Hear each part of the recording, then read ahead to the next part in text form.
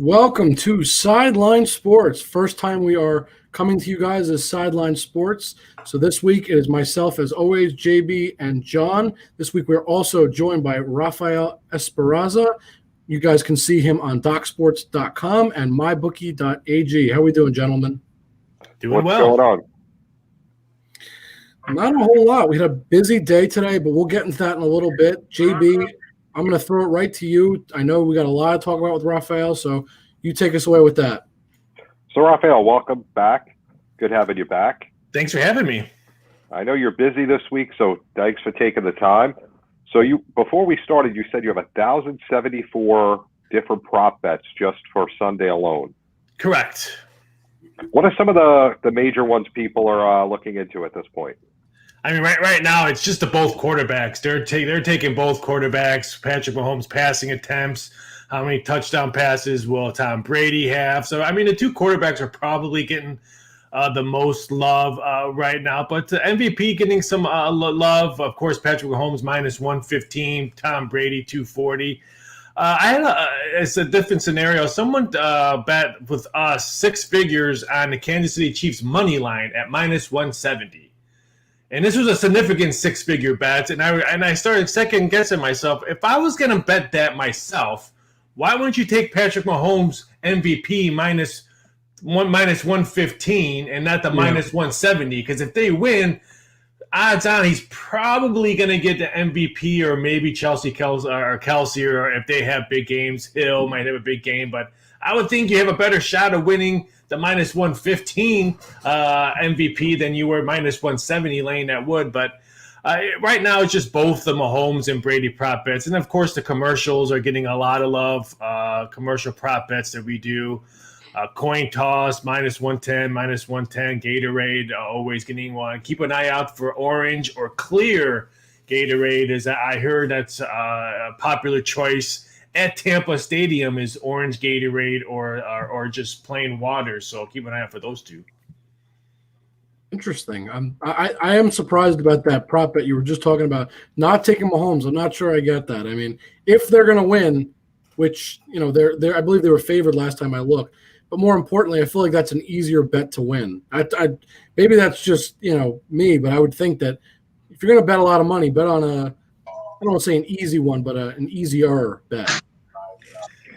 Yeah, it's interesting. I mean, Kansas City is the money's coming in now on Kansas City. When we had 3.5, we were taking $1 million action on Tampa Bay like there was no tomorrow. The biggest bet I heard was $2.5 million on Tampa Bay plus 3.5. We opened up Tampa Bay at 3.5 because we wanted that Tampa Bay money because bettors know what bettors see last. And what was the last game played? Kansas City, Buffalo. So we figured once that game ended, the public was going to be all over Kansas City, which they were. So we opened up 3.5 at the end of the third quarter, got a significant amount of six-figure bets. A whole bunch of Tom Brady money came in, and then when the game ended, we were sitting pretty with Kansas City minus 3. I can't say I'm surprised about a lot of that Kansas City money coming in. Personally, makes sense, but I gotta ask, what are the specific bets on Tom Brady and Patrick Mahomes that are currently the biggest? Like just the two biggest? Is it touchdowns, passing yards? What are like the two? I know you said those are the like them in general are the biggest, but what specific bets are you saying the biggest? I'm just curious. For Patrick Mahomes, rushing attempts is the biggest ones we're getting just because he's a mobile quarterback.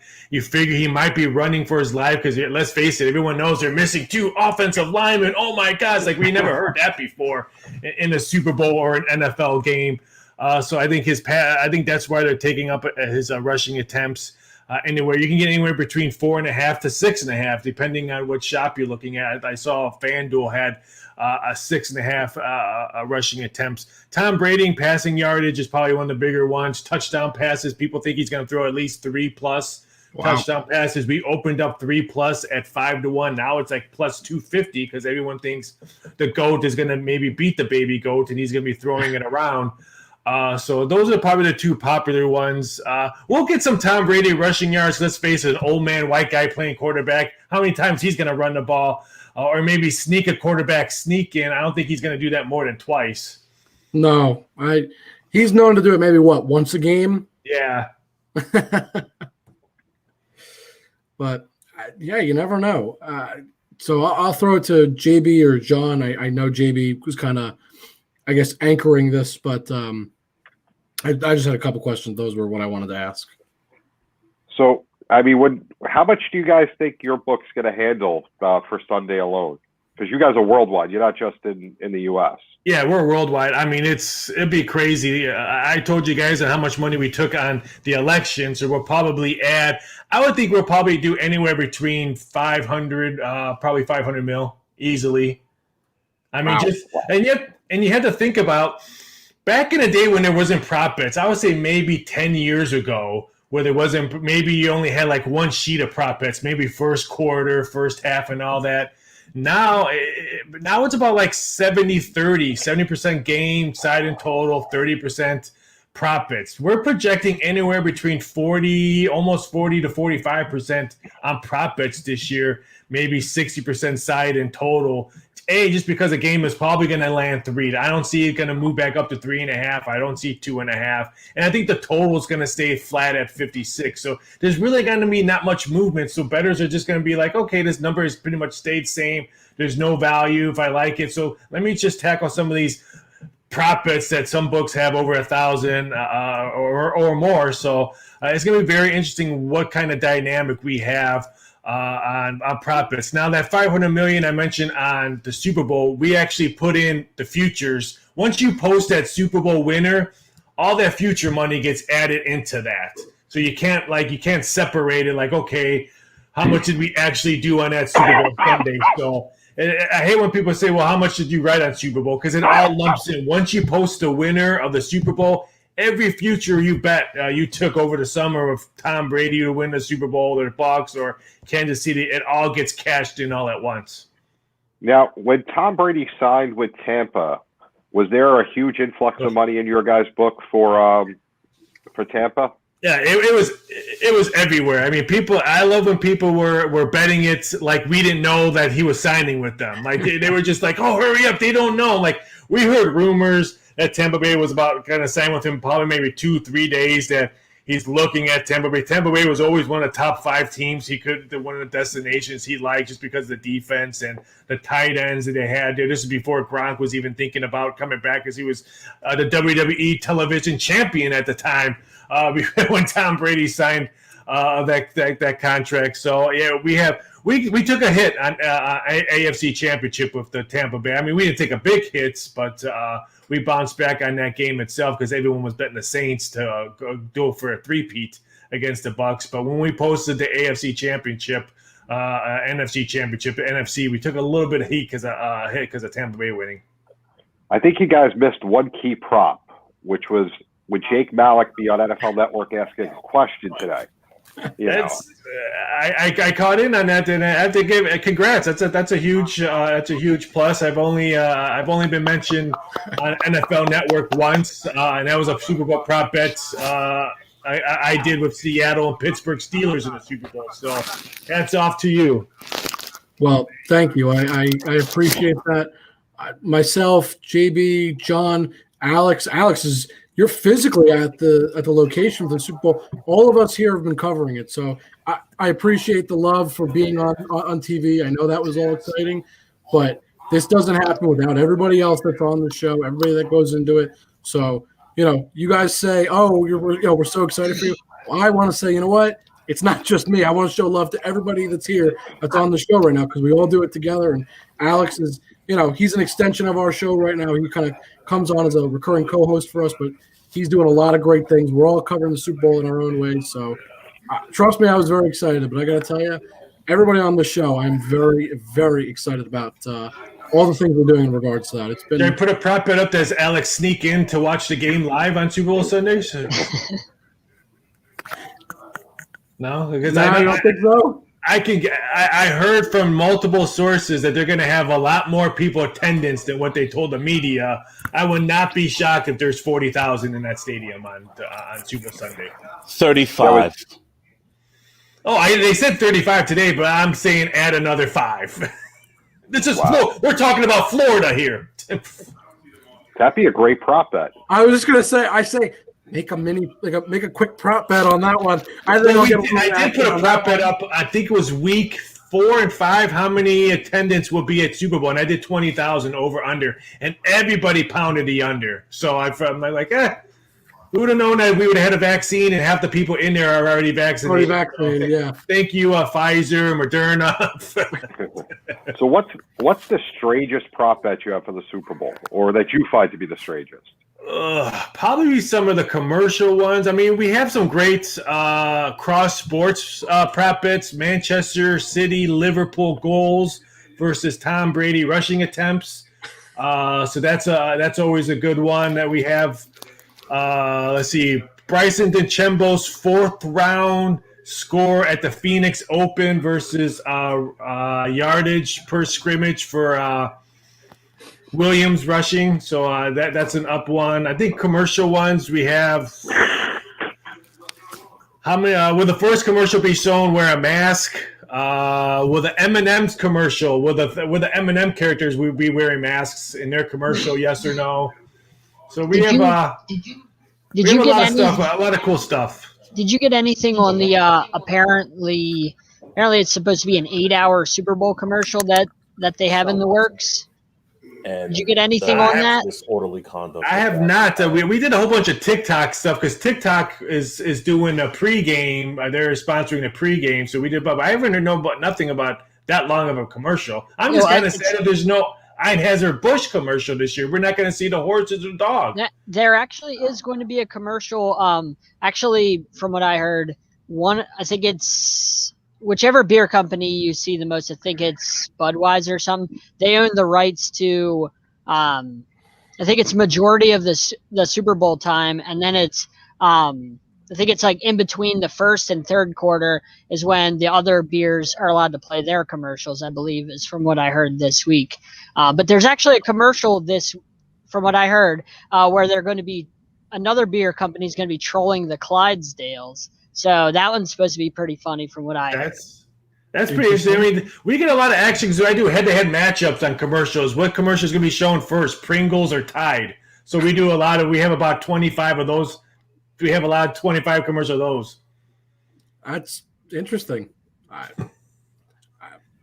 feel like I might have to get in on some of this action. I'm intrigued for sure. Well, JB will be getting the massive email list that's going to be on a Word doc. I have my intern doing it right now that I sent to all my media people. So I have it broken down into tabs. So if he wants to forward it to you guys, feel free to look at it because, like I said, I first started doing all these Super Bowl prop bets back in Caesar's Palace in, 1998. And we dived into doing these type of prop bets because when you go to Super Bowl parties, there's a lot of people who don't like football, who may be hockey fans or NBA fans. And so why should they just be there just to work? So that's when I started doing cross sports. Like there's always NBA games in the morning during the Super Bowl. So how many points would James Harden have versus the first quarter points of the Super Bowl? So we do stuff like that. So you can look at your tickets and maybe still enjoy the game and say, if you're not a football fan.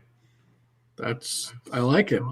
Good way to diversify. And I guess anybody that's listening, kind of look out for it. We're gonna make sure to post that actually on our Facebook or Twitter. We'll post out that list for anybody that might be interested because, hey, you know what? We might as well try and get you some business, right? Yeah, I mean, like I said, and I do these prop bets. I don't care if someone bets them. If they want to look at them and be entertained while they're watching the game, hey, hats off because it's fun. Hey, I'm the one that has to look at them grading half the time when I'm watching the game. So it's hard to see sacks and stuff like that, which is a total sacks for the game was 3.5 over under. So the public's been pounding the sacks over under 3.5. So you have to grade the bets while you're watching the game too? Pretty much, because if you don't grade them right away, the people get angry that they want their money. So you can't. There's a couple of ones that we have to wait for the official NFL box scores to come out, like some of the yardage, and stuff like that. But some of the ones that we can physically see, and we'll grade them during the game. That's cool. So you're looking forward to Monday where you can relax a little bit. What's next on the agenda since the Super Bowl is pretty much going to be done by the end of the weekend? The big next event. I'm gonna knock on wood that we have a March Madness. So that's probably the biggest thing on there. We have the Masters coming up in Daytona's April. coming up. Yeah, Daytona Daytona's 500. coming up. So we have some. I mean, in my world, there's never an empty segment because now I have award season. I have the Grammys that's coming up, the Oscars coming up. So we do odds and all that kind of stuff. So there's never a dull moment. I just finished doing Godzilla odds for the movie that's coming out versus King Kong. So you can bet on that kind of stuff. So you have the Wow. NFL honors as well Saturday. So what are some of the lines right now or props for that for the NFL honors Saturday? We pretty much closed all that because it's pretty much a done. I mean, if Aaron Rodgers doesn't win the MVP, then everyone should boycott and walk out and maybe not and boycott the Super Bowl like New Orleans did a couple years ago. Because let's face it, he should win MVP. Offensive Rookie of the Year is pretty much a done deal. So most of the NFL honors, we've already shut those down already because we pretty much know I don't want to say the outcomes, but the money's been coming in. I don't want to continue to. I hate to use the kill the customers and making them bet horrible numbers when we pretty much know what's the outcome going to be. But the NBA, I mean, they're going to have their All-Star game, I think, now in March. So, I mean, we still got all that coming up. So, and who knows about baseball? They're owners in the league. That's a prop that I might have to do. Will we have a baseball season on time? Yeah. I doubt it. I mean, They say we will, but I tend to not believe them anymore. Arizona's a mess right now, and so is parts of Florida. We're going to get to Alex in a second, who's in Tampa.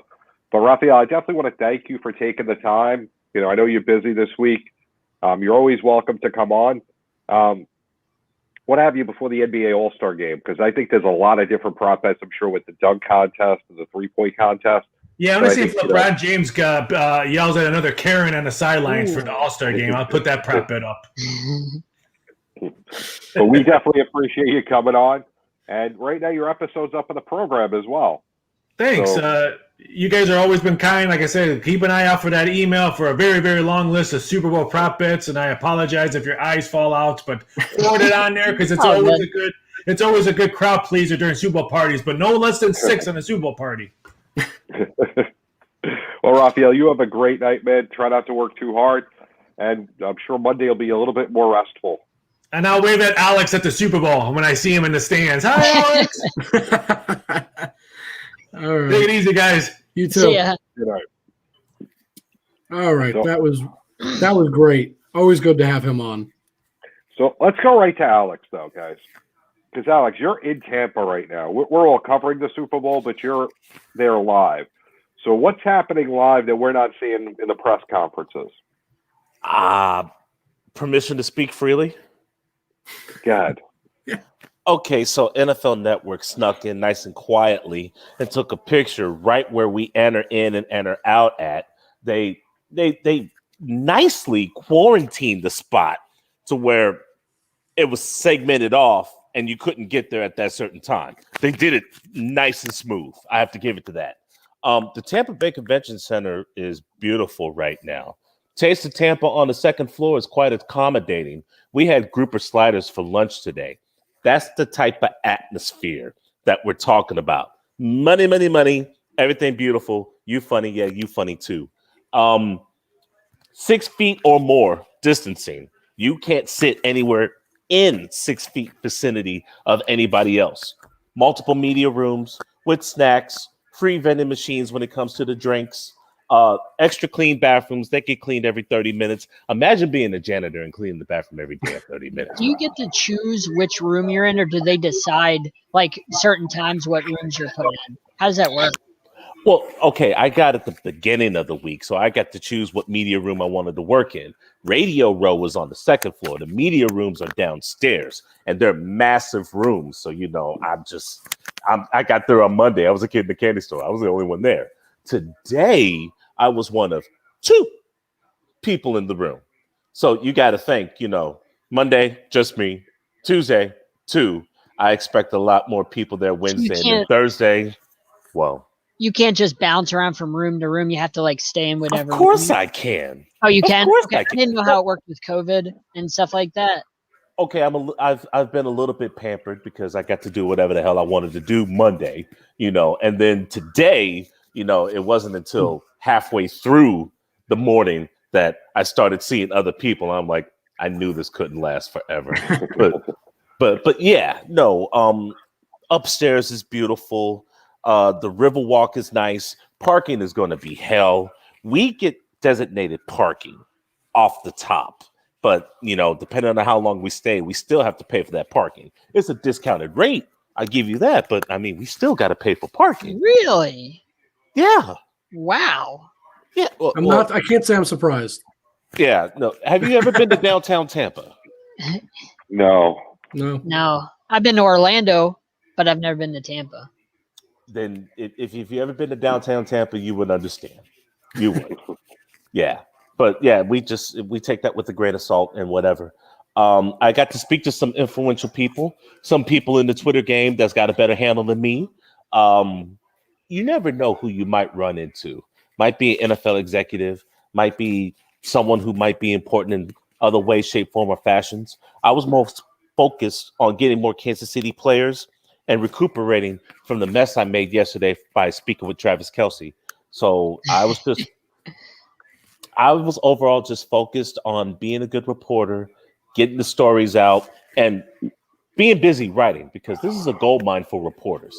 If you don't do basketball, but I do, but if you don't, this is the holy grail of sports right now. The Super Bowl week, there's so many storylines and so many things that you can do and write about. And you're going to get copied. You're going to get jacked. You're going to get infringed. You have to take that with a grain of salt and just have a smile, because it lets you know that you're doing something right. Who's the most interesting person you've run into so far, outside of Tom Brady, Patrick Mahomes, the players you see up on the podium? Like, who have you run into that's the most interesting so far? Okay, Kansas City hasn't flown in yet. They're doing the virtual meetings, and okay, all right, gotcha. Yeah. Okay, that's right. And as far as the other team, nah. Yeah. Or is there not a lot of those like Radio Row type of people there yet because of COVID? Well, okay. There's a couple of people there, but not. It's the beginning of the week. Monday, Radio Row was a ghost town. It looked like something out of The Walking Dead. Today, people started to set up. I met a crew from Michigan. We exchanged, numbers and cards. I got to interview and meet the CEO and president of Taste of Tampa, Sergio Corrada. Wow. That should be coming out. Yeah, money. But, he was nothing but accommodating. You would think people who are millionaires and billionaires wouldn't be down to earth, and he was nothing but a gentleman. It was excellent. And as far as NFL execs, I'm not going to mention who I ran into because it was very brief, but people are starting to come in. You'd be surprised who's already in the city. It's surprising who you're starting to see. Have you talked to any Hall of Famers yet? Like, ran into any Hall of Fame players or anything like that, or coaches? I lost the opportunity to talk to Barry Sanders. That one hurt. Oh, man. Ooh. Yes, I saw he was on Radio Row for a little bit. I saw him at somebody else's show. And, I've been trying to get Barry on my show for ages, as John knows, because John hooked me up with his agent's phone number. And I was disappointed that I couldn't be there, but next year. Oh, that hurt. But you know what? You got to let it go. You got to keep pushing. Yeah. So how is this different from last year? Because you covered last year's Super Bowl. Because obviously it's got to be way different. Well, no, I didn't get to cover last year's Super Bowl in person. I was at the Pro Bowl. Yeah, and the Pro Bowl was a Christmas gift until we found out that Kobe Bryant died. Rest in peace, Kobe. But yeah, before Kobe died, the Pro Bowl was just, Christmas. It was great. I was in the locker rooms. I didn't have to ask for access. I got to meet John Harbaugh, ran into El Freaky before I got to interview him. Did a small bit with Devontae Adams. Cameron Jordan is a joker. Harrison Smith's cool as hell. The Pro Bowl last year was great, but that was just a precursor of 2020 because we all saw how bad 2020 ended. I saw your interview with Lamar Jackson. That was really cool. The quick one, I saw that. That was sweet. Thank you. I was on Mark Moses' show today. He wanted to interview me, and I gave him some tidbits on what I saw and what can be exploited between Kansas City and Tampa. So you bring that up, but let's get to the game because, all the people out there watching us, this is the biggest game of the year. We got the GOAT versus, pretty much the young GOAT, as they call him, the baby GOAT. It's going to be interesting because, obviously if Mahomes wins, that's his only chance to ever in the future surpass Tom Brady, where Brady has no pressure. He's already the GOAT right now. So, Alex, since you're there in person, let's start with you. What do you see happening on Sunday? I see a 4-2-5 defense being stretched completely apart by the Tampa Bay offense. I see a high-scoring affair. I see people getting abused on the line of scrimmage, and I see a war in the trenches. I see Leonard Fournette having a big game. If I was doing a prop bet, I would bet that there's going to be at least one, if not two, running backs that run for over 100 yards. Antonio Brown is going to burn somebody. I don't know who's going to be covering him. I don't know who's going to be on. Tampa Bay runs two primary sets. A 12, because I got to ask Cameron Brate. They run a 12 set with double tight end sets, and you got Evans and Godwin, the dynamic duo. Or they run an 11 where they have three wide receivers. Godwin moves it over to the slot, and Brown's usually single, or Brown is in the slot and Godwin is single, and then you got Gronkowski or Brate in goal line and 20-yard situations in the red zone. Don't expect a lot of defense in this game. Yes, defense will be played. No, defense will not be a moniker. This is going to be a high-scoring affair.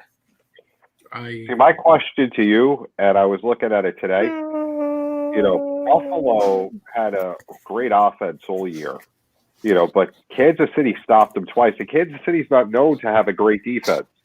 So, what did they do so well there? Can they do that against Tampa? Is that something that can be done? I don't see them stopping, the Tampa Bay offense. I think it's going to be a close game, but big difference between Buffalo and Tampa Bay. Buffalo doesn't have a sufficient running game. Hence the reason why you saw Josh Allen getting sacked deep multiple times, and he had to rely on his arm. Leonard Fournette, Ronald Jones, Shady McCoy, they're going to pull a number on this Kansas City defense due to the fact that they play a 4-2-5, a borderline 4-3 if you want to add Tyrann Mathieu because he's a safety. He's a ball hawk, so he creeps up in the field whenever he feels there's going to be a run play. Another reason why I see a difference between Buffalo and Tampa Bay, Buffalo's explosive with Stephon Diggs. Yes, absolutely. They're not as explosive with Tampa Bay. Mike Evans is a matchup nightmare. 6'6", big body, good frame, and he can burn you. Godwin, 6'4", he can burn you too, but he ain't afraid of that smoke. Antonio Brown, do we need to recant the resume that Antonio Brown has? I mean, for all the haters that he has, I guarantee you they're not going to say one foul thing about his football career. All right? And Cameron Brate, Rob Gronkowski, that football acumen, Rob Gronkowski has 8,484 yards and 86 touchdowns. In 1.5 less years, I say half because Gronkowski's been hurt a couple of times. Travis Kelce has 7,881 yards and 110 games. 131 versus 110. That's 21 games. 1.5. That's where I came from. You don't want trolls on your show saying he doesn't know what the hell he's talking about. And that mess right now. Kelce has 48 touchdowns while Gronkowski's got 86 touchdowns. But Kelsey's already caught up with Gronk when it comes to yards, and he's in his prime. He had 11 touchdowns this year. In Gronk's prime, he had 17. This is all about passing of the torch, but how exactly do you want to pass it? No one wants to be replaced, but Kelsey is the new Gronk, and I think it's safe to say Mahomes is the new Brady. Great points. Jake, since you're working now, TV and radio all over, what do you think is going to happen on Sunday? There's one thing that Alex said that I couldn't have agreed more with. I expect fireworks. Alex, you said a high-scoring game. I agree. I mean, look, you could have the best defense in the world, but the sad truth is both of these teams are explosive on offense, and it's going to come down to who scores more points inevitably. The one thing I'm worried about for Brady versus Mahomes, just comparing quarterbacks. Mahomes, you get him pressured, right? I talked to Ndamukong too, actually, yesterday on Monday. And I asked him, you got to get pressure on Mahomes. We talked about that. But the one thing I obviously didn't say to him, because I was just asking a question, I wasn't trying to critique him or his team. Mahomes on the run is a lot scarier than Brady on the run. You get pressure on Brady. Obviously this is many years ago, but it still stands. Giants got pressure on Brady a couple times in both Super Bowls, right? You look what happened. Now, granted, that was all defense that did that, but the point I'm making is when you got pressure on Brady, what happens? You can beat him. He becomes beatable. Goliath becomes at least possibly beatable. Excuse me. Mahomes, yeah, you get pressure on him. Obviously, you could beat him, but the difference is Mahomes out of the pocket is a heck of a lot scarier than Brady out of the pocket. Brady does not run very well. Mahomes does. That's the only thing I'm looking at on defense. Because I think, Alex, that's what you said. It's going to come down to the trenches, and that's where I agree. But that's why I'm picking, for me, Kansas City. I think the teams are extremely evenly matched. I think it's just going to be an incredible game, and it's going to be so fun to watch. But if Kansas City can get the right amount of pressure to Brady, I think they're going to have the advantage. What's that? I don't know. I'm just trolling John right now. Your Giants, the only way they got pressure on Brady was a 4-man rush. If you blitz Brady, you will pay. So you have to get pressure on him with a 4-man rush, which it's going to be hard for KC to do. So that's the thing is Chris Jones has really got to step up because KC can't send 6 guys and think they're going to beat Brady. Ain't going to happen. Nope. Send 5. Ain't going to happen. Too many weapons. The reason the Giants won was because they were able to send 4 guys, leave 7 back, and that's how they won 2 Super Bowls against Tom Brady. That's how the Eagles did it. They rushed 4. They had Brandon Graham and those guys, Fletcher Cox, 4-man pressure, drop 7. It worked.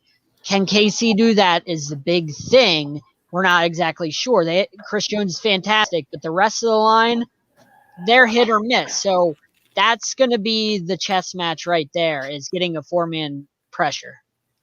I'm revealing information I probably shouldn't reveal. When I talked to the linebackers coach of the Kansas City Chiefs, I asked him if they were going to stay in the traditional nickel coverage or if he's going to switch it up to dime. He said he might switch it over to a 4-3-4, but he's going to keep at least 4 defensive backs on the field.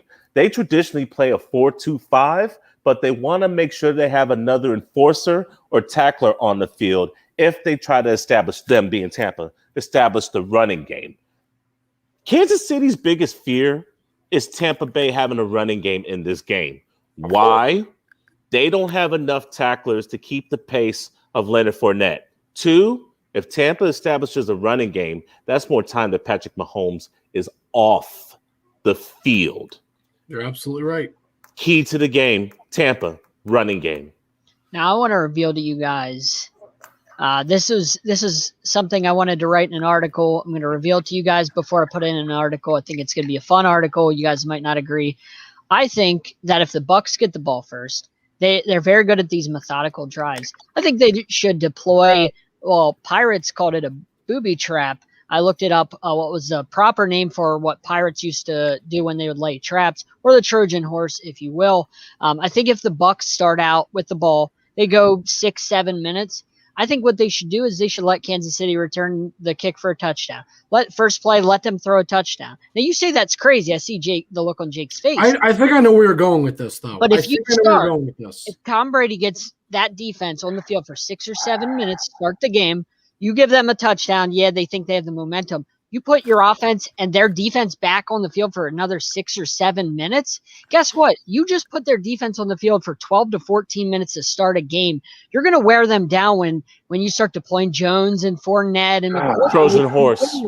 They call it a Trojan horse. So there's only one problem with that. And it's not something you have to bank on, but it's something where if you start the game with a 6 or 7 minute drive, maybe think about that type of strategy. Use Mahomes and Kelsey and Hill against them to start the game. Actually, there's 2 problems with that.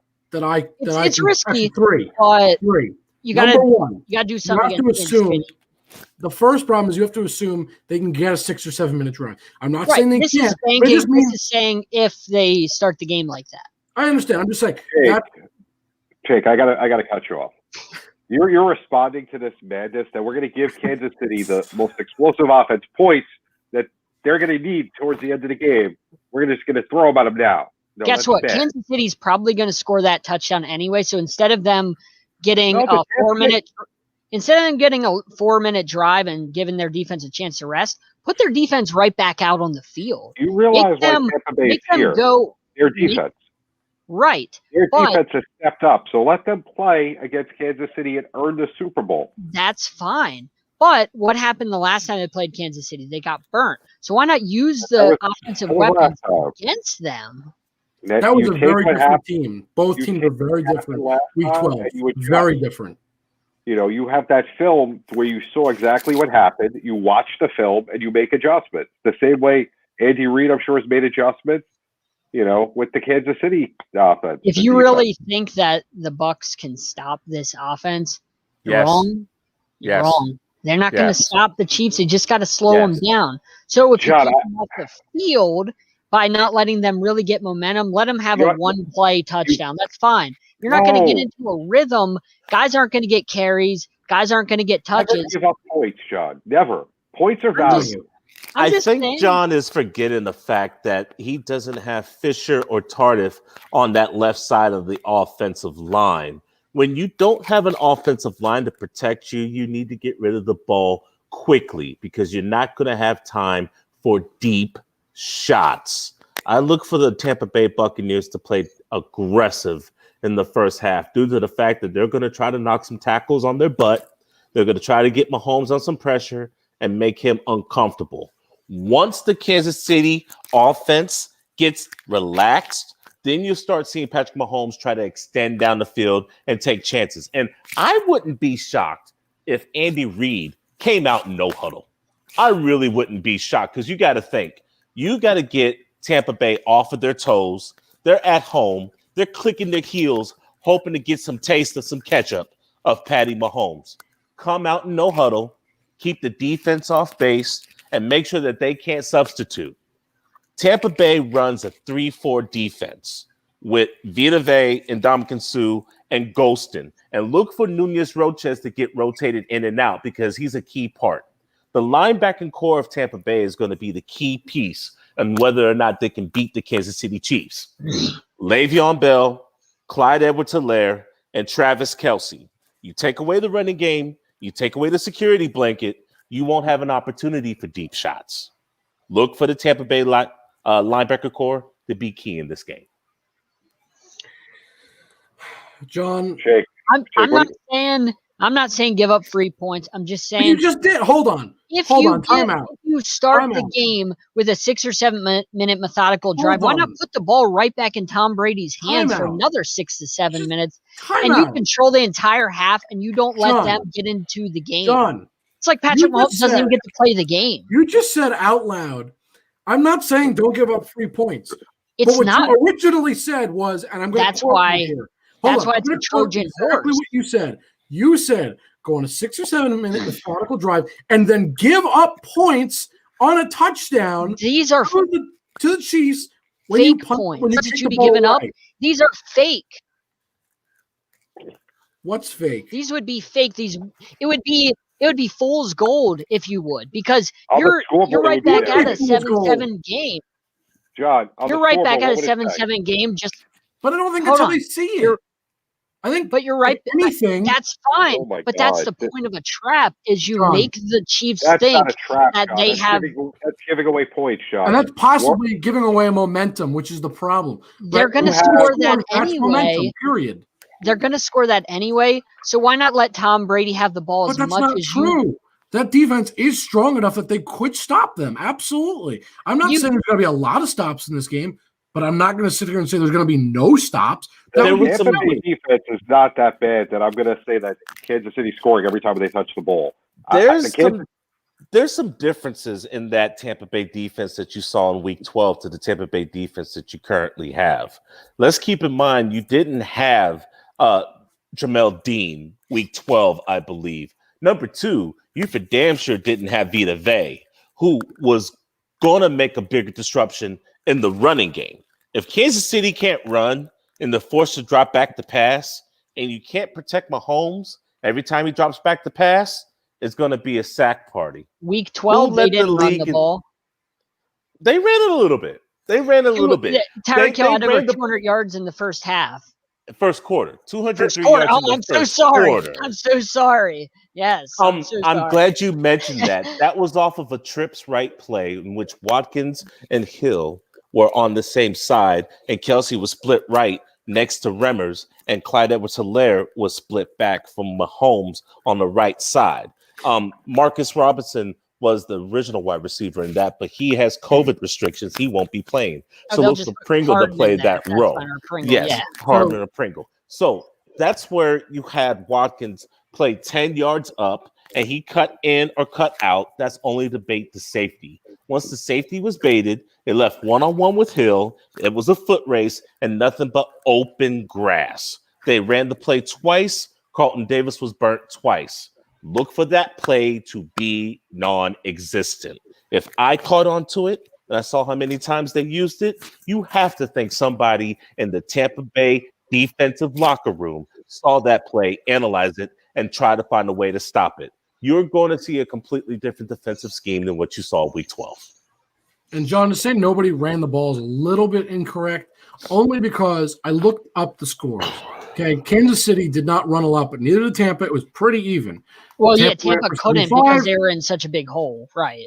But neither team ran for a lot. Why? Because what Alex and I originally kind of both said was this is going to be high scoring, but more importantly, I think Alex and I both can agree it's going to be a shootout inevitably. I think Tampa runs for more yards, but I think inevitably it comes down to Brady versus Mahomes. That's the big storyline, not just because they're the two quarterbacks that everybody wants to talk about, but I think also because it's really going to come down to Brady versus Mahomes, and that's the truth. So they'll have to do what the Giants did to the Patriots by keeping it a lower scoring game, running the ball, playing good defense, because you're not going to win the 45-42 game if you're the Bucs. You're just not. You got to keep it a little bit lower than that. You got to keep it in the 20s. You can't let it balloon to the 30s and 40s. Well, I know their offense is good, but that's not the Bucs game. That's not how they win games. Tampa's not afraid of that smoke. Tampa's not afraid of that smoke, but that's a slippery slope you're going down when you're trying to trade touchdowns with Kansas City. Casey wants that. That's exactly what I think after this conversation with John tomorrow morning before the press conferences, I need to see my doctor to get blood pressure medicine because I would never let you coach any of my teams. You said Mike Tomlin was throwing the game against Cleveland because they could beat them. They lost in the playoffs. You're telling Tampa Bay to give up points that they need to not give up points. I didn't say it wasn't risky. I'm just saying you got to do something against Kansas City because you got to be perfect. You got to come up with something different. You got Leonard Fournette. Yes, use him to wear down that defense. Right, so use him to wear down the defense, but don't give up points. Kansas City. But if you can hold the ball for 20-plus minutes in the first half, if you're the Bucs, think about how worn down the defense is going to be for the Chiefs when Leonard Fournette and Ronald Jones start running the ball in the second half. That's my point is you got to wear them down. And John, let me ask you a question. So let's say they do a 6-minute drive. They give up a touchdown. They do another 6-minute drive. So the ball goes back to KC. What do you do then? Do you give up another 7 points and just let them return it again? Because then you're at a tie game. If you're that defense, of the Chiefs, you beg the Chiefs offense to have a long 7-minute drive. Hold on. At that point, then what do? Do you either let them score another touchdown via just the kickoff, or do you let Kansas City's offense go out on the field? Because Alex was just saying how he doesn't believe there's going to be big plays. And if that's the case, that forces them Kansas. Hey. I said there wasn't going to be a large amount of big plays. Don't ever underestimate the fact that Chris Godwin, Antonio Brown, Tyreek Hill. Oh, well, no. Tyreek Hill and Nicole Hardman has breakaway speed, and I see somebody getting beaten coverage. But to say there's going to be multiple big play after big play after big play, no, it's not that Fair type enough. of party, bro. Okay, Tyreek might break one, but everybody I'll else. correct what I was going to say. The point of what I'm getting at, though, is Alex just pointed out there's not going to be a lot of big plays. So even if there's one big play, it's still going to, even if it goes for 25 yards, it still forces the Chiefs to have a relatively speaking methodical drive where if they're not getting the big plays, they're then forced to get a lot of short yardage plays. So, John, the question then is, if that happens, then they just wore down the Bucs defense. And guess what? They still scored a touchdown, most likely in this event, because I think we can all agree it's going to be very high scoring. So does that giving up of 7 points really do anything? No. It does. It just prolongs the Chiefs' offense getting on the field. Because you can't keep giving up points, because the moment the Chiefs get on the field, the offense, the problem is you're keeping the defense on the field. But you know what you're also doing? You're keeping Patrick Mahomes rested. That's what you don't want to do. So that's the problem with playing the Chiefs. I know you want to attack the defense and make them tired, but if you let Patrick Mahomes sit and be rested and be ready to get on the field. It's not about the rest for Patrick Mahomes. It's about keeping him out of rhythm. It's I understand that. Like the Bucs keeping Aaron Rodgers on the bench.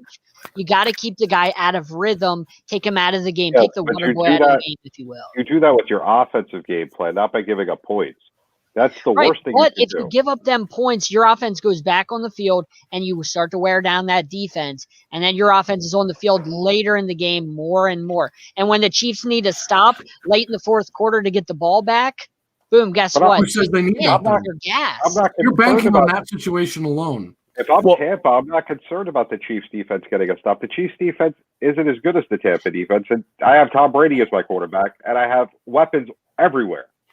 So I'm not concerned about that. You got to do something against the Chiefs because just trying to go toe-to-toe with them just isn't going to work. You got to outfox them. You got to come up with something to beat them.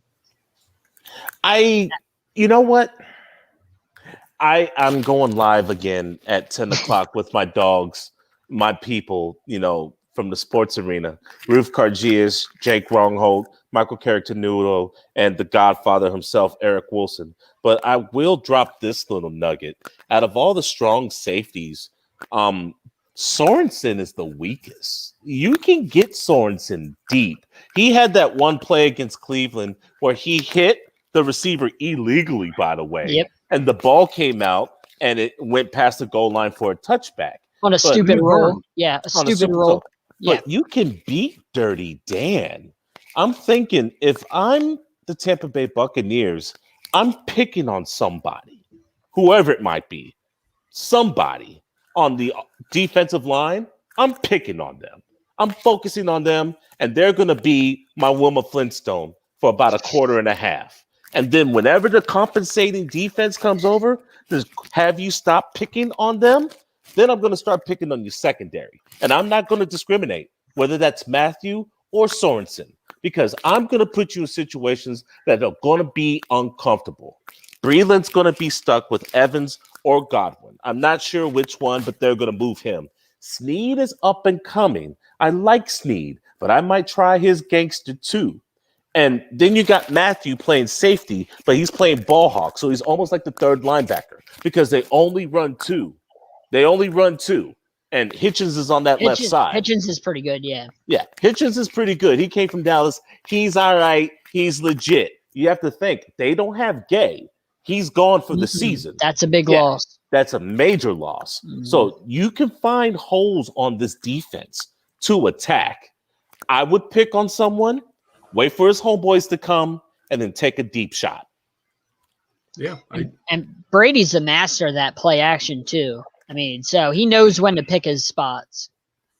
Well, and it's funny. That's how you win the game, not by giving up points. Yeah, not just handing the other team points. It's a booby trap. You have to do something against the Chiefs. What if it backfires? Is what I'm You're not gonna go toe to toe with them and beat them. You're just not. There's a reason that the Chiefs, that Patrick Mahomes lost one game in the last 2 years. Quick scenario. Let me just before I want to move on from this in a minute and talk, other stuff. But I want to throw out this scenario real quick. So let's say you do that. You get the touchdown on the first drive if you're Tampa. You give up the touchdown right away on the Chiefs' return. Then let's say one of two things happens. And it doesn't matter how, but let's just say it happens. It's going to be the same result, just two different ways. Either you muff the kick. It happens. I'm not saying it's likely, but crazy things happen. It's not impossible. Or somehow on the drive, there's a fumble, interception. Regardless, those two scenarios, either on the kick or on the drive, there's a turnover and the Chiefs get the ball. Look, Bruce Arians said no risk it, no biscuit. That's why it's a risky plan. That's why Pirates live the high life. I'm just asking in this scenario alone, don't you think that giving up those points really hurts now? Because now you get Patrick Mahomes the ball and a chance to, at the very least, most likely, go up 10-7, if not more, and score a touchdown and go 14-7.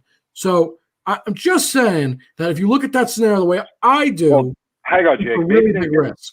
Maybe Kansas City misses the extra point, and you just that's why it's a risky proposition. There's a thunderstorm, and there's a long rain delay. I mean, come on, we're not giving up points. I don't see that happening. That's what teams go for. Rain delay? I'm just going with you never know. A free touchdown. I don't know. Oh, see now who's getting crazy, JB. See, you're all focusing on me. This is exactly what Alex has been saying, and I completely agree with this. Get a run game. And also, what does it say? Can't allow the Chiefs to score and get early points. Don't give away. They're going to score anyway. But I'd rather rely on my defense to try and stop them. Is this guy basically saying what I'm saying, but just saying it in the chat to say that, hey, this is what I'm thinking? Sounds about right. Look. When teams go on long drives and then they give up a pick six in the middle of the game, it's terrible. But guess what? That defense had just ran a pick six back and get exhausted. To go right back on the field. They had to go right back on the field after they were on the field for 7 minutes. And people don't think about that in the NFL. They don't think about those little nuances when those things happen. They're just like, oh, this team got 7 points. Yeah, it's great. Guess what? Your defense has got to go back out and play another potential long drive, and that's tiring. So just think about that. For those who remember the Chicago Bears versus the Indianapolis Colts, Devin Hester returned the opening kickoff for a touchdown. And Tony Dungy was like, congratulations, you just took yourself completely out of the game. That was the only lead that Chicago had in the game because Indianapolis had back-breaking drives. Now, it's going to be difficult for Tampa to do that. But one thing I do see Tampa doing, matriculating the ball down the field. If Fournette's averaging 4 yards a carry, they're in a 12-man set to where Gronk is chipping and Brate is an offensive player. I don't care who's on Evans. They're gone. Forget about them. Even if they win the matchup, that player is off the field. And now you have Godwin on single coverage because Matthew's too worried about the running game.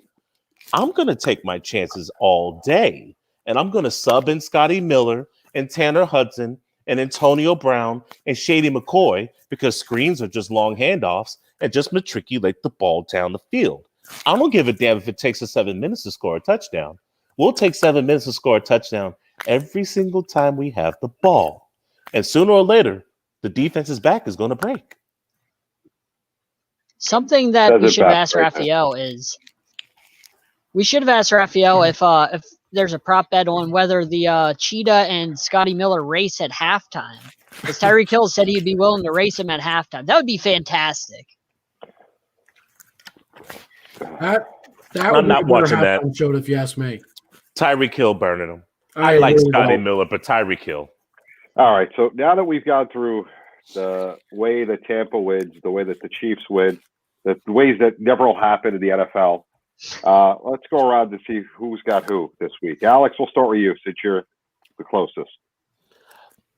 I'm talking and speaking to both teams. I think you know where my heart lies, but due to the fact that I want to be seen as a credible journalist and reporter, I'm going to abstain from saying who I got this week. So that's his nice way of saying I got the Tampa Bay Bucks.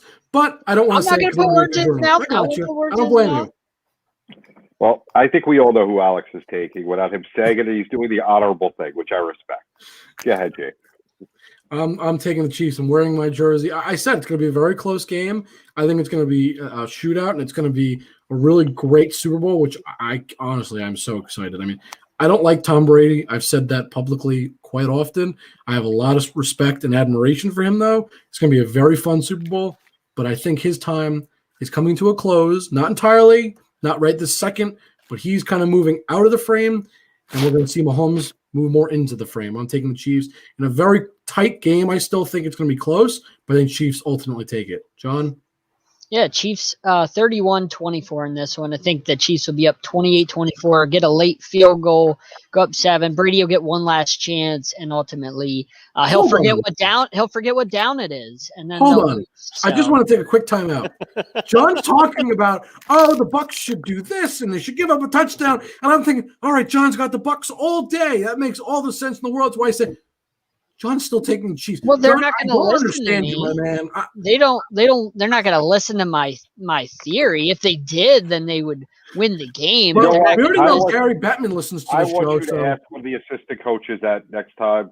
All right. Next time we're in the room. I want to be in the room until you ask that. You got it. I'll make sure I do that. JB, who you got? They wouldn't reveal that anyway. If they planned on taking my strategy, they wouldn't reveal that. I want to see if you ask that question. That's all I wouldn't want to mess up their game plans. Ask it, John. Do it. But I'm gonna go Chiefs on a late touchdown. They're gonna win by 3. It's gonna be a close game throughout. Brady's gonna have about 40 seconds on the clock to have a chance to tie it up or win. Not gonna happen. But he'll have the ball at the end of the game. That's what I'm seeing. Before we move on from the Super Bowl, I just want to say one quick thing. We'll shout out our social medias more later, but just keep following all 4 of us because all of us are covering the Super Bowl this week. We'll have more coverage. We'll be talking to players, and I've been posting on our socials a lot, but I'm going to keep saying it to all our fans. If you guys have a question, is there a player, is there a coach, someone you want to have a question asked to, message us. Write a comment, do something, get in contact with us. I'm not promising we'll talk to that person. I mean, you can say, I want to ask Patrick Mahomes a question. I think we all do, but not everybody's going to get to talk to him. But if you have a question, you got a player, someone you want to talk to, you have your question asked, send us a message, DM us. You can email us at sidelinesportsnet at gmail.com. Wherever you think you can find us, our socials are coming across the screen as you see at the moment. Get in contact with us. We'll try and ask your questions. Just tell us what player or coach and what you want asked, and we'll be covering the Super Bowl. And that goes for Alex too. I mean, I know we'll shout out our socials later, but we're all covering the Super Bowl this week, so all of us can try for you guys. You guys have done an excellent job. I mean, I'm there, but you guys are doing your thing and still being part of the activity of Super Bowl media coverage. And I want to thank you. I heard John ask a question today. I saw your question with Rojo today. JB was in the house, and I'm like, damn, you guys are committed. And not only I didn't mean to interrupt you, JB, but not only are we going to be covering the Super Bowl, but Saturday we'll be covering the 2-hour press conference after. I believe it's like 2 hours after the awards. NFL we'll honors. be there. So if you have questions for us, send us questions about who you think might win those awards, or after those awards are revealed, send us questions that you might have for those guys. Not only that, but after the Super Bowl, we'll be in the press conference for the 2 hours after the Super Bowl for the winners and losers. So send us questions about that. And then, send us anything. I mean, we're willing to potentially ask your question. You just got to reach out to us. Gentlemen, like Cinderella, my time has come short. I'm going to have to leave soon, but I think you have other guests that want to jump in. Yes, we do. That we do. Alex. Stay safe, man. Enjoy the coverage, and we look forward to seeing what you're doing. Definitely. Where can they find you before you leave? Where can they find you? Yes, where can they find you? Alex Fleming, ALXFLMNG, no vowels on Twitter. Jacksonville Jaguar reporter, Florida Sun, Central Florida's oldest Black living newspaper. Sports Arena, Eric Wilson, Jake Rongholz, Roof Casillas. We just conglomerated with someone else. It happened today, so you know what? I'm gonna be good and not mention them today. Mark Moses Show, Chris Pirtle, Sports Junkies.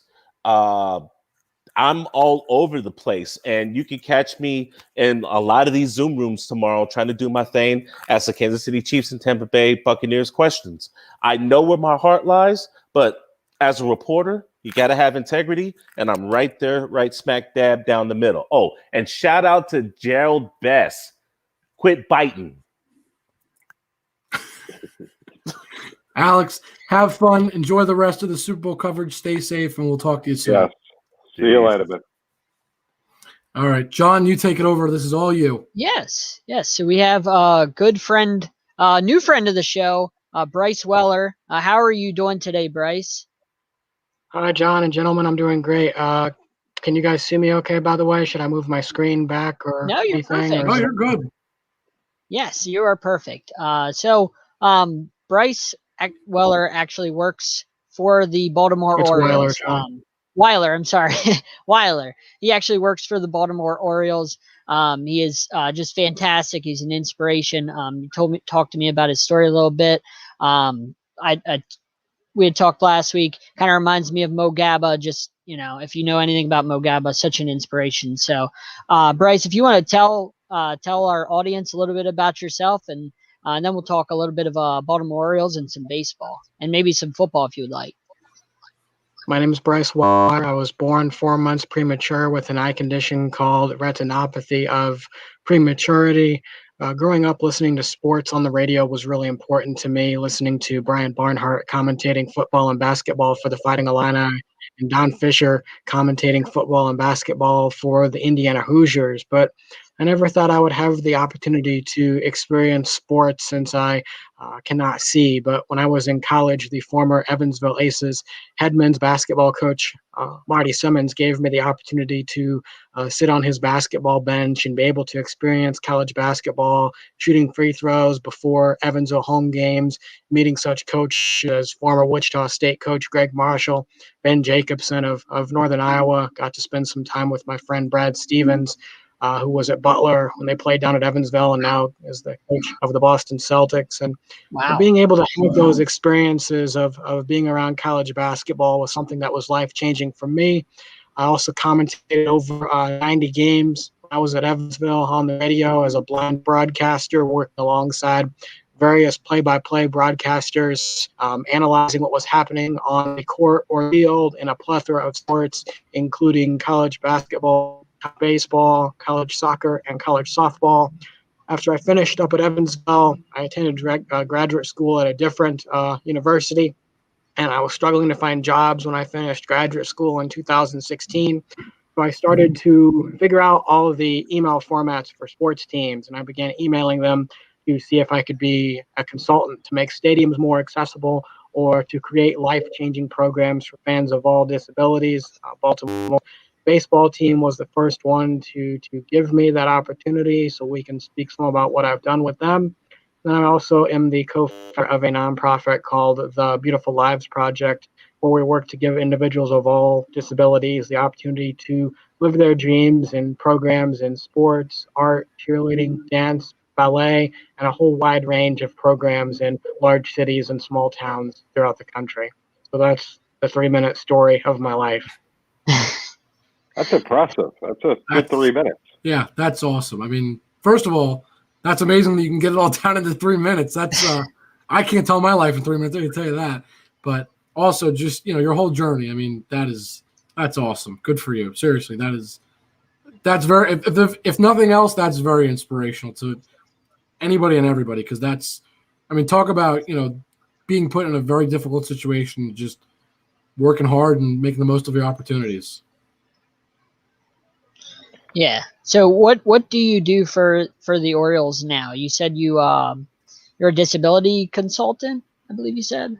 Yes. So with Baltimore, whenever they wore Braille on their jerseys on September the 18th, 2018, to show the important people who are blind learning how to read Braille, I was in charge of that program. We had 150 patrons come to the game who were visually impaired or blind. I put food menus into Braille so they could read what there was to eat and drink at the food stands by their seats out in left field. I made sure the guide dogs had a place to use the bathroom. I trained all of the ushers how to properly assist individuals who are visually impaired or blind throughout Camden Yards. So that was one of the big programs. I am working to make their website more accessible for all disabilities, just to make it easier for all disabilities to navigate through their website, also for some other digital content as well.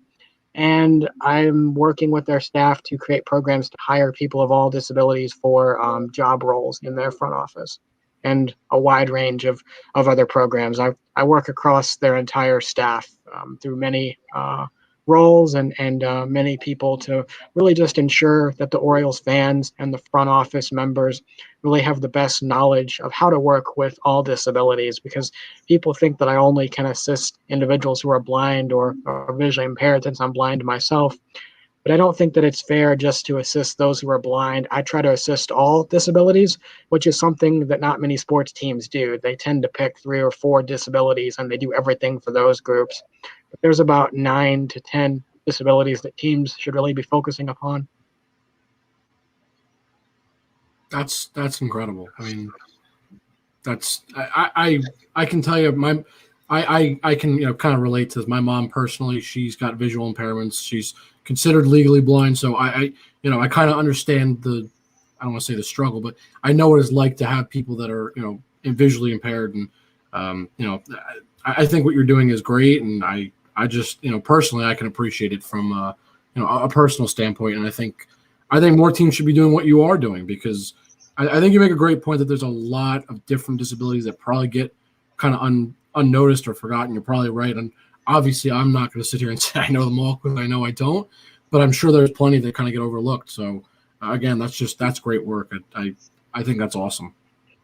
Yeah, no, I mean, it's an important job, but, a lot of teams, I don't know what they're doing for it, but I'm glad to see that the Orioles have stepped up, and that's awesome. I'm glad, you've had some experience, Bryce. So what was it like sitting on the bench in college? How did that Sitting on feel? the basketball bench was so interesting. There were so many things about basketball that I learned. I can remember the first Evansville game I sat on the bench for an exhibition game in October 2010.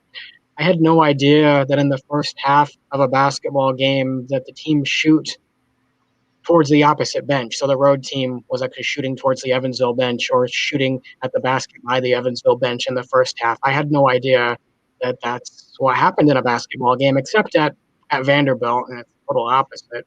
You shoot at your home bench's basket in the first half and the road bench's basket on the second half. So just learning that, listening to the officials, talking to the players and coaches, really meeting some of the officials who people like to really get up when they're on television, such as Skip Kissinger and a few others who've done Big Ten and ACC games, and really getting to know the officials as people. They'd always come over and talk to me. I still talk to a lot of them, and just really becoming friends with all of the coaches who were coming in to play at Evansville, and really Marty Simmons giving me that opportunity. I don't know why more high school and college coaches throughout the country of any sport don't give people who have disabilities the opportunity to sit on the bench with their team, whether it's football, baseball, softball, volleyball, whatever the case might be, because it's life-changing for that person who has a disability who gets that opportunity, but it also shows the player coaches of the respective teams that they shouldn't take playing their sport for granted, because one never knows when that could be taken away from them. So question that I have is, how do these teams at stadiums help to accommodate someone who is visually impaired to kind of understand what is going on in the game, so they can enjoy the game much like anybody else? How do they accommodate you in that regard? Well, the best thing that a team could do would be to take off the 8 to 10 second time delay that most teams have implemented on their radio broadcast. Baltimore does not have that at Camden Yards, which is nice. Now, the reason for the 8 to 10 second time delay is if something gets said on the radio by a broadcaster that needs to be cut out, it can be cut out. Okay. But that makes it very frustrating for someone who's blind to go to a game. So I don't go to many high-level games anymore unless I can sit by the radio broadcaster or somehow get a live radio feed hooked in, which I can do in a few places, but it's just honestly not really worth all the effort to contact broadcasters and email team presidents. But I understand why they do it, so it doesn't really frustrate me as much. What frustrates me is I can't get sports leagues to set standards for what their teams have to do for fans of all disabilities. I'm friends with Rob Manfred, the Major League Baseball commissioner, as well as Adam Silver of the NBA.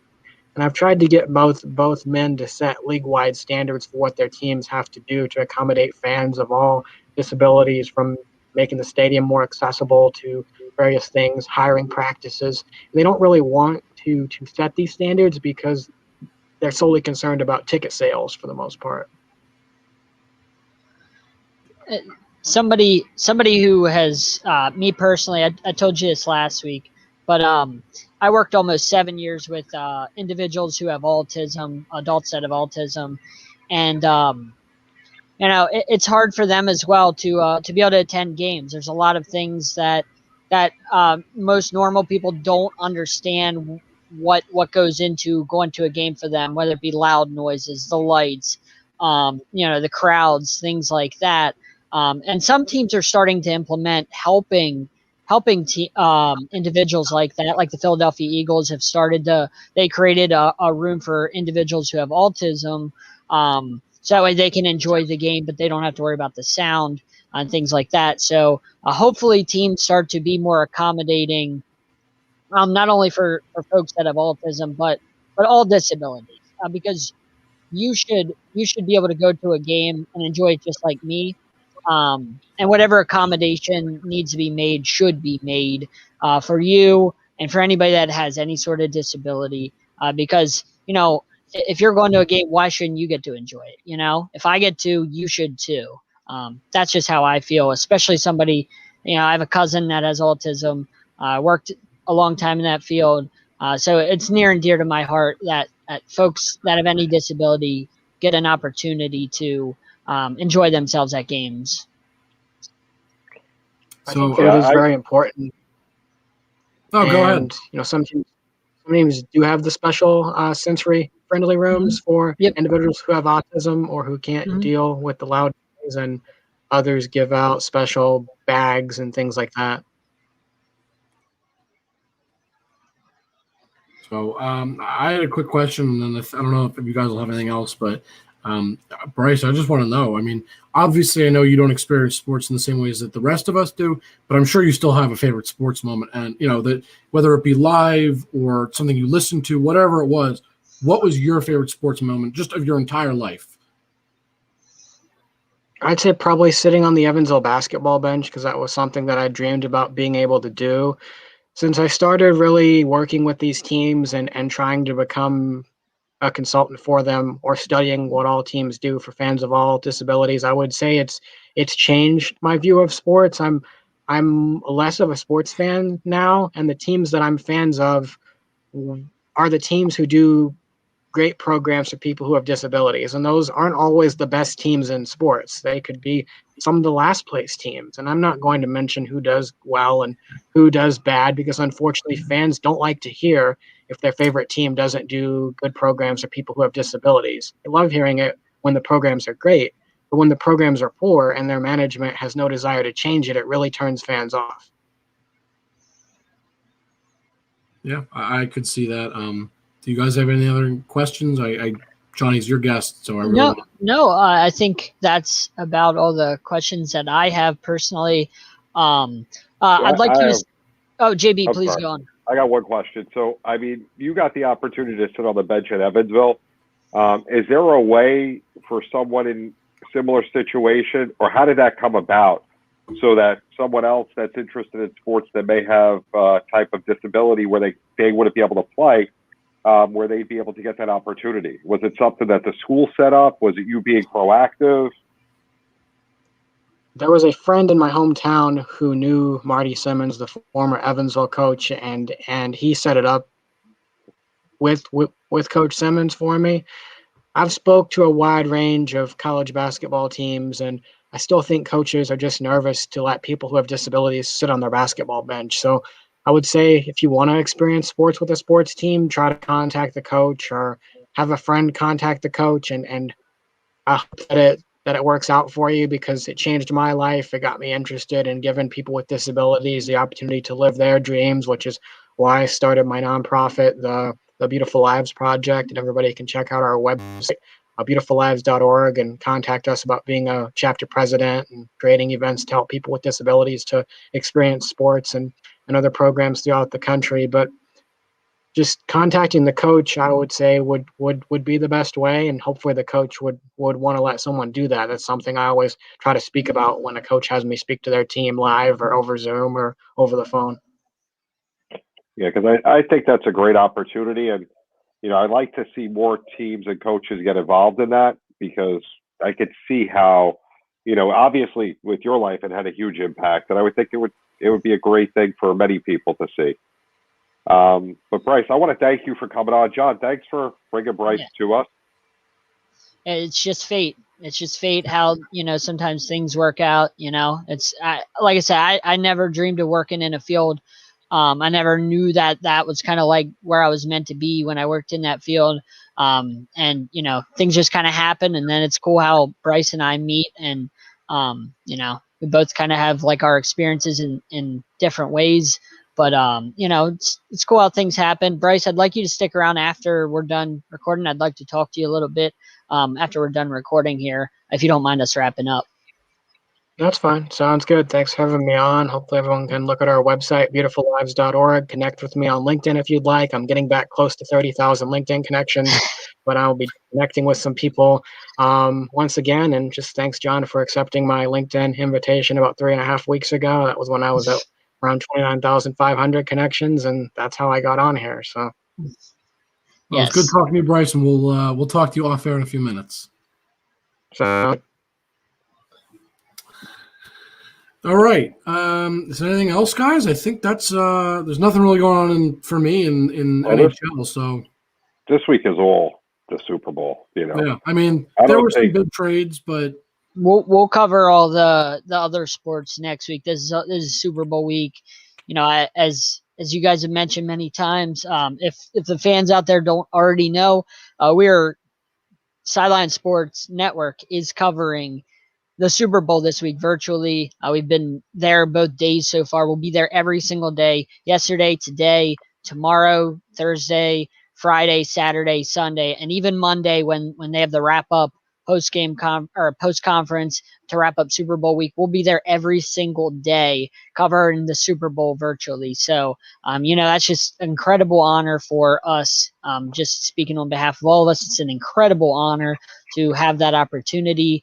Something we don't take lightly. We're very thankful for, and it's just been fantastic. It's been a dream come true, and I'm very thankful for it.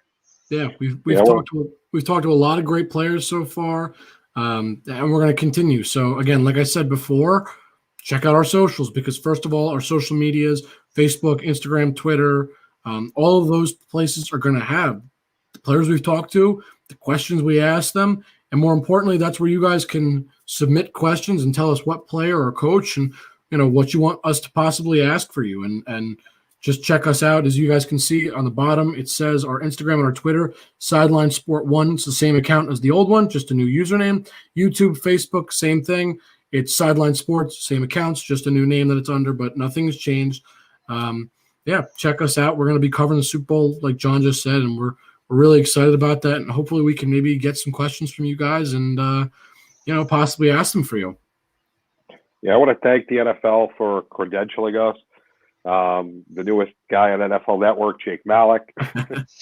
But in all seriousness, it's been an honor to be part of Super Bowl week. I had been part of a draft years ago, but being attending the Super Bowl and working with the media, it's a great honor. Look forward to tomorrow to get some more great questions asked. Check out at the program Thursday, I got Wayne Larrabee from Green Bay. He'll tell us what to expect in this game, since Green Bay just lost to Tampa, and he used to work in Kansas City years ago. A lot of good things coming along with us. Make sure you watch us every Tuesday. Have a great week, guys. Enjoy the Super Bowl, Jon. Just to touch on the Believe Network, JB interviewed Scott Farrell, an absolute legend in the business. He's been on NFL Films, those old videos where they talk about legendary players and plays. Scott Farrell's been on that a million times, and JB interviewed him recently, which is just, I'm over the moon for that. I think that's amazing.